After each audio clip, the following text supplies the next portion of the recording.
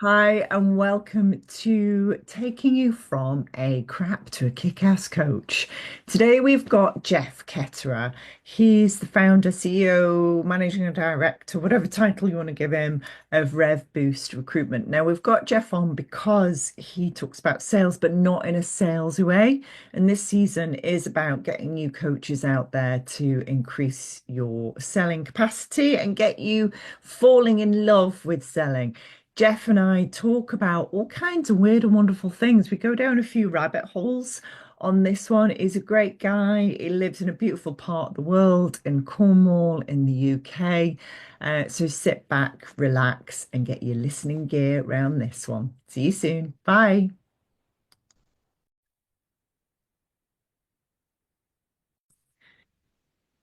Okay, everybody, and welcome to the podcast. We're about moving you from being a crap coach to a kick-ass coach. And we do that in many weird and wonderful ways with our interesting guests. Today we have Geoff. Now, Geoff runs a recruitment business, but he does it quite differently. He's involved in remote sales teams and recruiting those sales teams, coaching the leaders, coaching the sales teams. So it's quite a holistic approach, if I may use that word, You Geoff. may. Good. That's all right. And what I'm looking for today is some insights on that getting out there, raising your head above the parapet, selling, leadership, the whole gamut, really. So let's see Mm. where this takes us, Geoff. Thank you very much for coming along today. I really appreciate it. Thanks for And having me.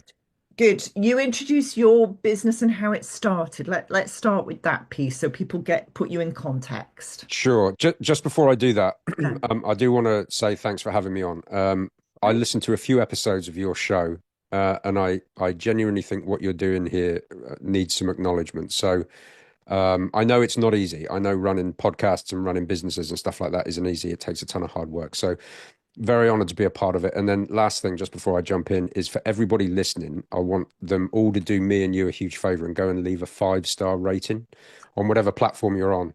And that's so that Rebecca can have more impact to more people. So I've left mine on Apple Podcasts already. So I just want to encourage everybody to do the same. That's so kind. Thank you very much. You're very welcome.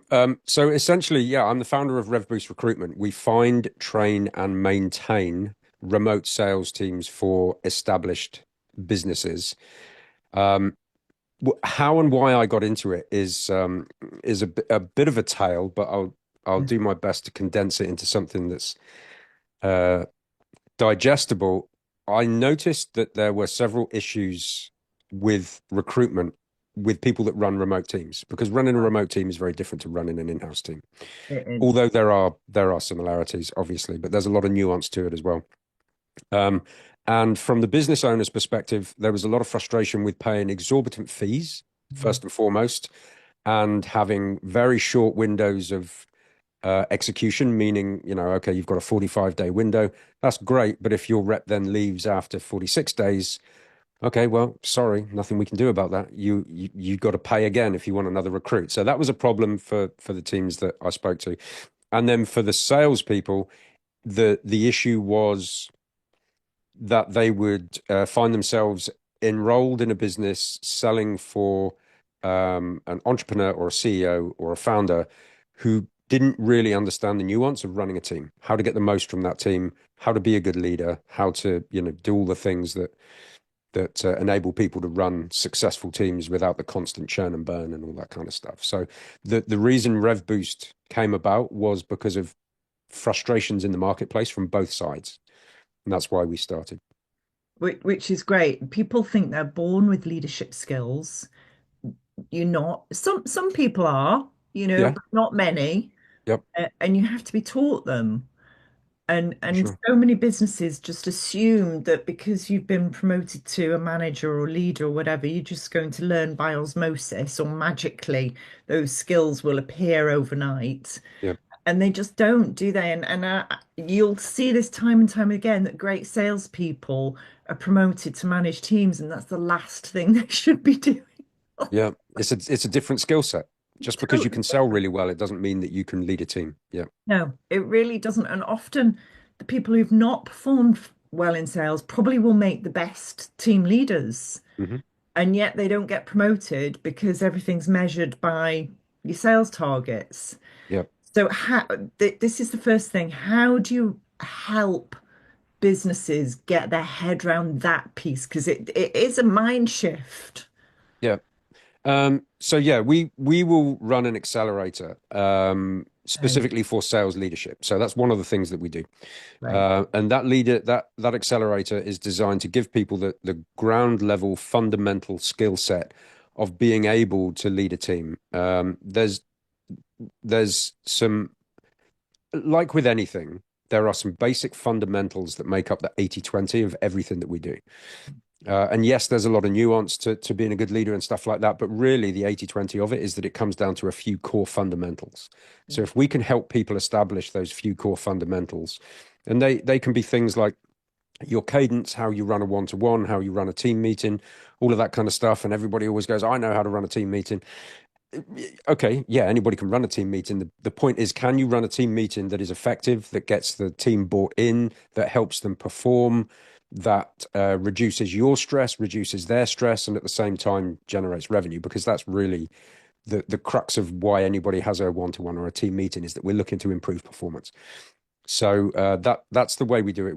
We run those workshops, and we help either the founder or the sales lead really dial in the fundamentals of what it takes to lead a team effectively and get the most bang for your buck, whilst at the same time creating a fun environment that people genuinely want to be a part of. Yeah, because you can run a team meeting, can't you? And everybody can leave feeling like Eeyore and they're Yeah, just really depressed. Or you can run a team meeting where people are like, do you know what? I can conquer the world and I can do this. yeah, Yeah, and that's a absolutely. skill. It's a huge skill, Yep, definitely. it is. That came from me working a corporate sales job, and every single team meeting that we had was essentially just a beat up session. Every single morning, it was 45 minutes in the boardroom. And Oh, we were all told, whether you were hitting KPI or not, whether you were on target or not, you're I, all horrendous at your jobs. You're all oh, terrible. You all need to be better. And the morale on that team was in the floor. And so that was one of the first things I thought, was yeah, that there must be a better way of doing this. And so yeah. I went on a kind of exploratory journey of finding out what it takes to be a good leader, and how good people lead teams. Why do you think people still think that's a good way of leading a team? It amazes me. Archaic thinking. If I beat them, I Yeah. was on I was on a podcast recently, and the phrase that was used, well, I will beat you and you will thank me for it. Do you know what I mean? And Oh, that's the mentality that a lot of founders seem to have. And it doesn't mean that there's not a time and a place for taking somebody to task. You need to be yeah, able to do that, but at the same time, you should always praise in public and berate in private. And I think people absolutely. get that wrong as well. So Yeah, yeah, they really, really do. Yeah, the founder used the word beat. That's really nice. Yeah, that's yeah, the great energy behind that. awesome. Yeah, now I feel like going out there and doing my job. Yeah, not so much. Right. Now I've been beaten. Mm. Yeah, Okay. that was great. Yeah, Yeah, really, really encouraged me to go out yeah. there and sell more now that I'm battered and bruised. Yeah. Oh my God. Oh my Hmm. God. So okay, so how do you find your clients? How do you go out there and prospect? And Sure. it's a two-edged question. So and also how do you train the sales teams to go out there and prospect? Right. So we're very fortunate. A lot of our business comes to us through word of mouth and referral. But we also have outbound systems as well, LinkedIn, email, stuff like that, and then just through social channels. Right. So we're in a luxurious position where we actually have more demand than we can supply. So I currently have a bit of a wait list. So nice position to be in, nice problem to have. But I probably need to figure out how I don't keep people on the bench for so long. How we teach teams to prospect, Hmm. depending on the style of business, it can either be social led or good old fashioned cold email, cold call. Mhm. Um, and somebody commented on one of my videos the other day and said, if you think cold calling is still alive in 2025, you're delusional. And so I pulled up a stat, and I think it was from Deloitte, that Right. 45% of last year's revenue came from cold calling. So anybody that thinks cold calling is dead is delusional. There's a ton of revenue to be made from cold calling. The problem is people do it incorrectly. They get it Yeah. wrong. Yeah, they do. And I think if you're good and you can get it right, then it's an incredibly effective method of lead generation. Yeah, yeah, yeah, it is. It's something I was in recruitment 15 years. I lived, breathed, and ate cold calling for 15 years. Yeah, And I think the issue people have is they automatically go to double glazing sales right. or, scamming. Yeah, But actually, if you equate cold calling to just starting a conversation that begins with curiosity, genuine curiosity, yeah, then it's not really cold calling. You're just finding out some information. sure. Yeah, Yeah, absolutely. yeah. Yeah, I mean, I got a tip and I'll have to shout him out. Benjamin Dennehy is a cold call trainer, and I went through his training and his program and stuff like that. And the opener is the opposite of what they would expect you to say, which is something along the lines of, "Hi, Rebecca. I'll be completely upfront with you. This is a cold call. You can either put the phone down or give me 30 seconds. Totally up to you." And because it's a pattern interrupt, people go, all right, fair enough. Nice opener. Go on, you got 30 seconds. What you got? And it's a little bit of cheek and a little bit of humor, which Yeah, goes a long way, and yeah. you're addressing the elephant in the room. Yeah. No, I love that. And when people cold call me with that kind of attitude, they get my time and attention. Yeah. When they just launch, I had a guy the other week who was selling a package to Monaco to watch Formula One. I detest Formula One. And I just thought, I That's wonder it. how. Podcast is over. I'm afraid we can't continue this interview any Sorry, further, yeah, Rebecca. okay. But it was like I thought, how long will this guy keep going for before he realizes that I hate Formula One? Yep. And I literally started timing him, and I thought, unless I interrupt him, he's going to go on for 10 minutes. Yep. Yep. As opposed to just launching with an opener like that, Yeah, you saying, okay, fair enough, you've got 30 seconds. Well, what I do is typically I provide packages, blah, blah, blah, blah, blah. yeah, Yeah. Geoff, I hate Formula One. Rebecca, yeah. thanks for your time. I'll move on. Tired of being a lonely coach? Well, don't be alone any longer. Join us at tricrest.com, tricres.com. Find all the models, frameworks, PowerPoints, tools you're ever going to need as a coach, help on marketing, selling, and position yourself as a coach, plus a lot of other great kick-ass coaches are in that community. We'll see you there, tricres.com. Bye. I'm And it, not your ideal client, no, saves everybody a ton of time and effort. definitely. Yep. That's funny. Just desperately launching into a pitch and hoping that if I blunderbuss information at people, Yeah, something's going to stick. Well, absolutely not. no, no, it really doesn't. Okay, so our coaches out there, who I'm just thinking of all our lovely coaches that I know so well, would curl up and die at the thought of cold calling. Sure. Do you give it another name? Because that Prospecting. prospecting. Okay, Yeah. great, great. Yeah, you're prospecting because cold calling conjures up all kinds of evil thoughts and everybody think, oh God, I could never do that. And one of the best ways of getting better at cold calling is to make sure that whenever you're out and about in daily life, strike up conversations with strangers. You Oh, stood in a queue next to somebody, just nudge them and go, I love your shoes. yeah, They're like, oh, no way. And all of a sudden you realize how easy it is speaking to people that you don't know. And if you can overcome that fear, that's where most people get hung up with cold calling because they think, A, I'm going to speak to a complete stranger who doesn't know me, and B, I'm going to have to throw this crazy pitch at them. Whereas when you realize, A, speaking to strangers isn't that hard, and B, don't launch into a crazy pitch, just be open and honest, the whole thing becomes 10 times easier. yeah, yeah, it does. I like that top tip of just speaking to random strangers to get you over that barrier. Yeah. Obviously, we're British, so we don't like to impose, do we, We've Jeff? all got a bit of a stick where the sun might not shine. Yeah, I know. Yeah, yeah. Um, what I have discovered about being friendly in that way is that uh, you brighten up people's day in a way that makes you feel really good too.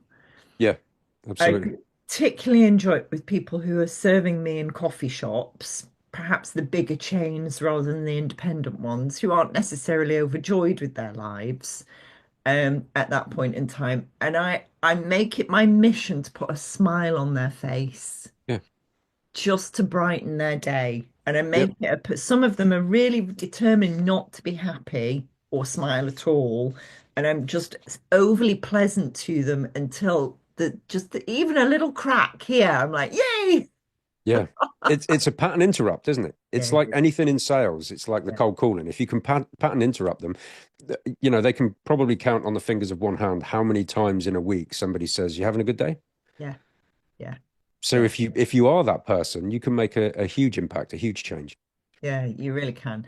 I'd Yeah, like our coaches to think about it as serving, offering their service to more people, um, and allowing people to become aware that they are there yeah, when they're needed, yeah, and to start building a relationship. I think some people think that you have to, you have to go in for the full marriage commitment relationship first off, but it really is yeah. more. At And least take me to lunch first. Yeah, that's right. exactly. Yeah, yeah. Buy me a drink at least. I mean, come Yeah, on. yeah, I'm a cheap date. I'll take a pint and a bag of chips, but yeah, I want the pint and the bag of chips. yeah, yeah. Human beings like we like being chatted to and listened to. We like Um, to be complimented as well. yeah, we do. Yeah, If we if do. if I was walking down the street and a stranger stopped me and went, "Oh my God, I love your coat," Yeah, I'd be like, "Oh, oh, thanks. Yeah, thanks." yeah. I get a lift and they get a lift, and everybody wins from that interaction. Do you think what you're doing, Geoff, is just reinforcing the humanity of our connections? It just happens to be called selling. Yeah, yeah, Yeah. 100%. It's one of the first things I train teams on Okay. is remember that you're just having a conversation with another human. Yeah. Stop thinking about the fact that you've got a script. Stop thinking about the fact that you've got to use a framework. I know that you've got to get information, but first and foremost, just connect. Yeah. Just just be human, be normal, be a normal person. And Yeah. sometimes when I train teams, especially if they're newer reps, they're so fixated on their script. They think, right, I've got to ask this question, then I've got to ask this question, and I've got to ask this question. And it's like, well, why don't you just take all of those words and condense it into just a simple framework that you can fit on a sticky note, put it on the side of your computer, and then you know what types of questions you have to ask, but you're going to do it in a much more conversational way that's going to feel more natural to you, more natural to the person that you're speaking to, and ultimately you're going to have a much better conversation. It's about introducing back that human element that people think has gone from sales. Oh, you're a salesperson, therefore you're a terrible human being. And that's sometimes the perception. I take a lot of heat online sometimes because I cold call and because I'm in sales and stuff like that. And so I'm trying to break the stigma of sales being nothing more than if I can connect your problem with a fix for that problem, I win and you win. And that's ultimately what sales should be. Sales isn't I win, you lose. No, Sales should always be a win-win for both people. So yeah, absolutely. Absolutely. Yeah, we don't sell our full kick-ass culture training program to everybody because it's not right for right. everybody. 100%. Yeah. And Disqualify just yeah, as much as you need to qualify. Yep. yeah, without a doubt, if it's not right, I'm not going to sell it to you. Like There's your no point. Formula One guy, he would have Yeah, done well from disqualifying you early. Yeah. like within the first 2 seconds. You're like Formula One. No, it's really Nope. dull. Okay. Good. Bye. Yeah. Problem solved. And he was going on and on about Monaco, which again, he didn't realize I have visited Monaco on a cruise one time. And whilst it's beautiful, I have no desire to stay there for Right. any length of time because it's hideously expensive. Yeah. It's really cramped and it's full of people that I have zero in common with. Yeah. Yeah. My super yacht doesn't quite match up to the others in the harbor. Yeah. No, Yeah. no. The cruise ship captain was hilarious when we docked. It was from Burnley, so Mm. dead down to earth. And he's like, right, ladies and gentlemen, welcome to Monaco. He said it'll be the only time in your life where you can step off here and go, I've got the biggest yacht. Nice, Yeah, it was great.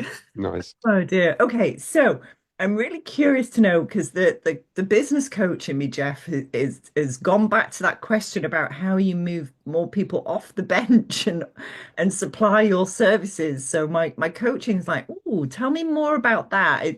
Mhm. Is it just you, or have you got other associates, or how big is your business, and how big do you want it to be? Yeah, it's a family business. Okay, So it's me and my wife and my two sons, both who have worked in recruitment. great, And then there's a partner in there as well. So there's a total of five of us. great. So it's a small team. We keep it tight knit. And here's the thing. I know I said I want to be able to move more people off the bench. I do and I don't, because Mm, the reason we can do what we do is because we keep the pool very small and we provide an elite level of service because we aren't just constantly taking on more clients, more clients, more clients. So what we do at an elite level for the clients that we work with. yeah, Um, and I don't want to lose that. Could I make more money if I decided to scale exponentially? Yeah, 100% I could make more money. But would the service suffer as a result of that? Probably, even if it was in the short term. yeah, And I'm there's a part of me that just isn't prepared for that to be the case. I'm always going to want to provide that elite level of service because that was what kind of spurred me into action to begin with, was that lack of service being a frustration for people. So if yeah, that's the kind of core tenet of the business, I want that to remain. So yeah. there's probably a way for me to be able to do both. And that's almost certainly something we will look at some point. But above all else, I am adamant that the deliverability and the system that we provide and the care and attention that we provide for our clients absolutely will not ever change. Good. There's a huge amount to be said for if you're loving it and you're Yeah, enjoying it and it works and it gives you the money you need to lead the kind of life you want to lead, yeah, then don't grow it. yeah. Yeah. It's exactly what I say to entrepreneurs all the time. I had a conversation with a good friend of mine recently, who is a client as well. And he said, right, so how do we get to 1 million a month? Hmm.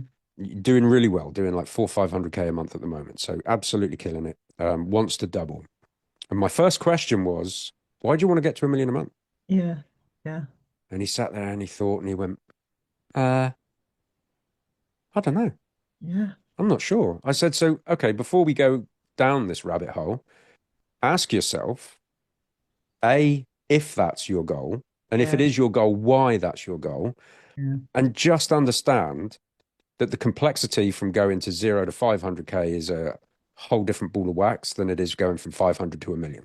It is not just more leads, more sales, because you're going to have to build out operational complexity and deliverability, and all of that kind of stuff is going to change. Yeah. And your team is going to have to exponentially grow as a result of that as well. So then you're going to have to look at, more middle management and leadership on various different departments. And so you've got to ask yourself whether you want that headache or whether life is pretty great running the margins that you're running at the revenue you're doing right now. And he came back to me a week later and he said, you know what, I've thought about it. I'm great where I am. Great. And I went, great, good. Then that's a huge win. You've just realized that, sometimes the grass is greener on the other side because it's fertilized with shit. Do you know what I mean? So Yeah. so it's not always. Sometimes you need to look at what you've got and accept that that's you're great. You're happy where you are. Absolutely, 100%. And I think when it's the person who owns the business, it has to fit with their life. Yeah. It's very different in corporate, or if you're a PLC where you've got shareholders and all the rest of it, by law, they have to increase profits, Yep. maximize profits. But limited companies, sole traders, you don't have to do that at all. No, Um, absolutely not. and you can have a really nice life. And let's face it, you can only drive one car at a time, wear one Yeah. pair of shoes at a time. You know, you can't take any of it with you. No, So, no. And I can understand it's not always the same. Some people say, well, look, I always said as a child, I'd get to this point, this revenue level because I was told by my teachers I'd never amount to anything. So there's almost like a visceral, deep-rooted desire to achieve this revenue level because of some sort of past trauma. yeah, But for a lot of people, they just think, oh, that's what you should do. Yeah, you should scale. Well, maybe you no, shouldn't, no, you know? no, Maybe you're good where you are. And so long as you can maintain that, put a yeah, nice nest egg to one side, maybe yeah, exit the business in 3 to 5 years and go and sit on a beach somewhere. Maybe yeah, that's all you need to do, you yeah, know? definitely. Yeah. I'm a So huge fan of taking out a pension. I'm a huge fan of getting your pension in early. I'm yep, going to make it my mission to mention it on every podcast yep. because the number of business owners I meet that are 50, 55 and go, I didn't do a pension. I'm like, oh, shit. Right. Yeah. Okay. Now you might need to scale harder. Yeah. Yeah. Now Just to we've got a hill backfill to that pot. climb. Right. Yeah. Yeah, for sure. Yeah. But Definitely. but everything's relative, isn't it? Yeah. Everything is dependent on the current situation, why you want it, what it would take to get it, what's the purpose of the goal. All of that kind of stuff is important questions to ask yourself before you just blindly go into the right, I've got to get to this revenue level. There needs to be a reason behind the reason.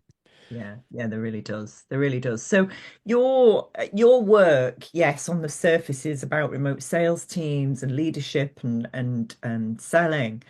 And actually, like all coaches, it's about who you are, what you want, what you Yeah. want for you, your family, community, yourself, and let's work out a pathway so that you get to the destination you actually want to get to rather than the one that other people are telling you you should get to. Yeah. Yeah, great. Absolutely. It was the same for this individual. Yeah. Exactly the same conversation. I said, well, and he's running a great business, sort of four, Yeah. 500K a month at 65% profit margins. Like, he's Amazing. doing pretty well, right? You don't I want to said, so change that.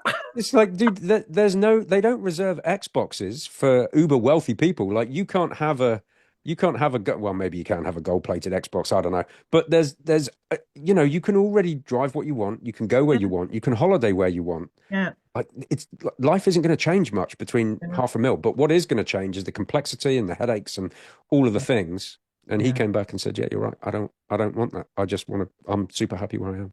Yeah, great. So that was And great. also at that size and scale, when he is ready to do something else, that's a beautiful business to sell. Yeah, yeah, Somebody's somebody with, that their structures to scale or their appetite to scale is going to grab that and go, oh yeah, I'll have a yeah, load of that, thanks. absolutely. And Um, then just stick a chunk of change in the bank and yeah, go and do whatever the hell you want. yeah, yeah, yeah. So yeah, Good. Yeah, great. I love that. Entrepreneurialism isn't about necessarily about scale, scale, scale. It is about building. I was talking to a bunch of aspirational coaches yesterday, haven't quite got started yet, or maybe they're in the early days. And I said to them, you want to shape your coaching business because they'd nearly all escaped from corporate. Okay. right. They dug the tunnel. They'd made the brave step of Yeah, getting out before it made them too ill. And I said, you've got an opportunity to shape this the way you want it now. yeah. And it takes a while to realize that you're out of the cage and that you don't have to subscribe to anybody else's way of doing things. You have to be available for when your clients are available, sure. Yeah. But other than that, you design it the way you want it because it's your baby. I think a lot of people don't take that advice. I think you have to understand what is the life you want. Yeah. Do you want this huge machine? Mm. And if so, why? But ultimately, you've got to sort of reverse engineer what are the things you want? Do you want more time? Do Yeah. you want less stress? Do you want enough money to do the things you want? Maybe you holiday to the Maldives twice a year. Okay, so reverse all of that Yeah. and say, well, how much money do I actually need to make in order to go to the Maldives twice a year, to have an impact in my local community, to put enough money in the bank for retirement? What do I need? And you'll probably find it's way less than you think you need to make. It is. It really, I did this sum because I'm 54, okay? So I did this sum. Me and my husband sat down and went, right, how much do we actually need? Say we're going to live till 80, because you Yep. need less towards the end. Yep. Um, and it's not as much as you think. Yep. It's nowhere near as much as you think. It's So not. I think people should do that as an exercise. They should reverse engineer what is the life I'm trying to create by yeah, building this business, and yeah, then understand what level you need to build a business to in order yeah, to achieve that. And maybe you get there and you reassess. If so, yeah, great. But don't start, it's a little bit like the Everest analogy. You can't start by looking at the top of Everest and going, "Oh my God, yeah, I don't see myself ever climbing up there." Well, why don't you just get to first base? yeah, Get there and see how you like it. yeah. Maybe that provides you with everything you want and need. And if so, great. You don't have to climb all the way to the summit. No, no, you don't. Our philosophy is very similar, Jeff. Hmm. Really Very interesting. good. Yeah, no, it is good. So here's an exercise. Here's a thought for you that I heard. I'm listening to an audio book at the moment, and they said if you knew a year from today that you were going to die, how would you live your life over the next 12 months? Crikey, that got deep quick. What a question. I was like, ooh, Great question. yeah, Yeah. Uh, I mean, phenomenal question. How would what would I do different? I don't know that I'd do anything differently. it's I don't know interesting. that I'd do anything differently. I Yeah. might buy more wine, Okay. you know, because if I'm gonna be checking out in 12 months, then I haven't got to worry about any of that. So I Yeah. might take up some perhaps unsavory habits. You know, Okay. Yeah, start there. yeah, yeah. Cool. No, because I was listening to the audiobook and I was thinking, actually, I wouldn't do much of things different because I've got a really nice balance as it is. Go on loads of holidays, not to the Maldives, they don't interest me, but I like travel. Yeah. I thought, yeah, there's not a lot I would do differently, to be Nor honest. me. No, nor me. And I think that's a bit of a test, There's a great test. Yeah. isn't it? I'm fortunate enough. I live in a beautiful part of the world. We live in Cornwall. Oh, look. I'm married to the woman of my dreams. I've got two amazing sons. I'm the richest man on the planet every day I wake up. Yeah, And as cheesy as that may sound, I'm running a business that I'm proud of. I'm making an impact in the areas that I'm passionate about. You know, I'm pretty happy. I've got to be yeah. honest. Great. It's amazing. Yeah. Brilliant. Wonderful. I'm going to end on that note, Jeff, because that's a really nice place to end. Cool. Thank you so much for your insights. That's been really interesting. I did not know this conversation would take us to that place. I had not planned that question. All right. It was a good play. It was great. That's all Great right. question. It made me stop and think. That was a pattern interrupt. There you go. There you go. Uh, Perfect. good luck with the business. You don't need it. You don't need Thank you. luck because you're doing all the right things. It's like a lovely thing that you're doing. It's Thank great. you. And Yeah, long may more people like you continue to do that and let's spread the love. I appreciate that. Thank you ever so much. What are you waiting for? Why carry on being a crap coach when you could be a kick-ass coach? Join us at tricres.com